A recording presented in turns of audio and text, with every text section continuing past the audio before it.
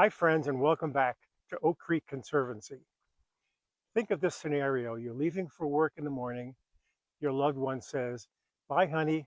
Have a good day at work. Be careful and don't climb any trees with your chainsaw."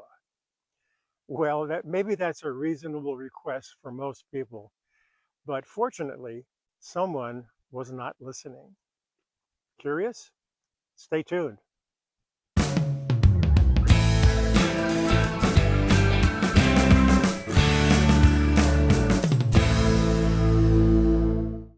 Fortunately, my buddies at Mid Valley Woodsman came to the rescue and provided Ryan the designated tree climber for the week. Now, this video is about climbing Douglas fir trees. The other type of tree we have here at the Conservancy are oak trees, and that's the primary species that we're trying to save. But there's certain nuances that are different when you climb an oak tree versus a fir tree. So the videos that I have today, including some fun drone shots, are specifically climbing fir trees. There'll be a subsequent video about oak trees. Let the climbing begin. Note these three fir trees that have green ribbons. That indicates we're going to take them out.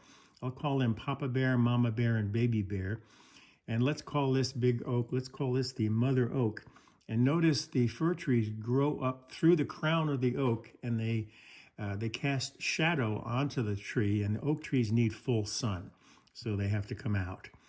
Here Ryan is scooting up the fir tree. This is a quick shot of my neighbor Jimmy, just to show you the type of equipment that the climbing loggers use. It's for safety and efficiency, and it's quite the skill and the art. So here Ryan continues to climb the tree to get to the top. He's taking off limbs as he climbs. The fir trees typically don't have a lot of limbs down low, but they do up high. Here's a drone view of what Ryan is doing on top of the Papa Bear tree. He's actually going to top the tree, which basically means removing the top 20 or so feet. And this also removes a lot of the branches that are shading the oak tree, which we see in the center there. The oak tree has the lighter branches due to lichen and moss that don't hurt the tree, but it makes it look unique. And check out the video on the website about tree moss.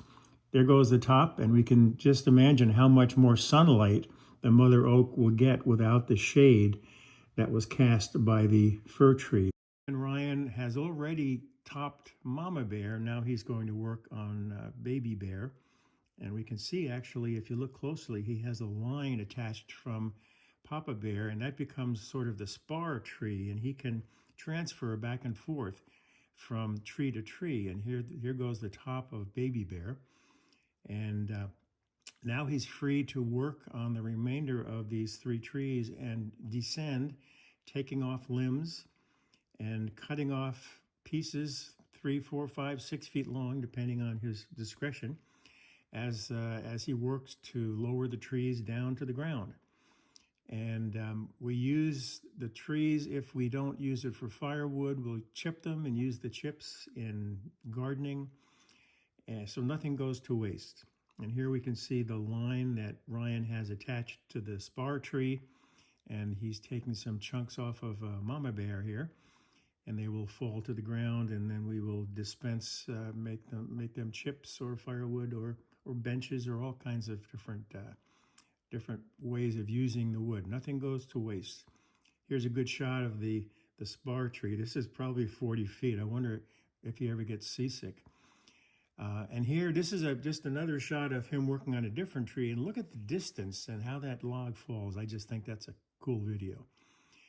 So what we end up with then is the mother oak tree without those three fir trees, giving it a lot of shade. And there's trees in the background, but they're to the north, so they're not really a problem. They're not making a lot of shade for the oak.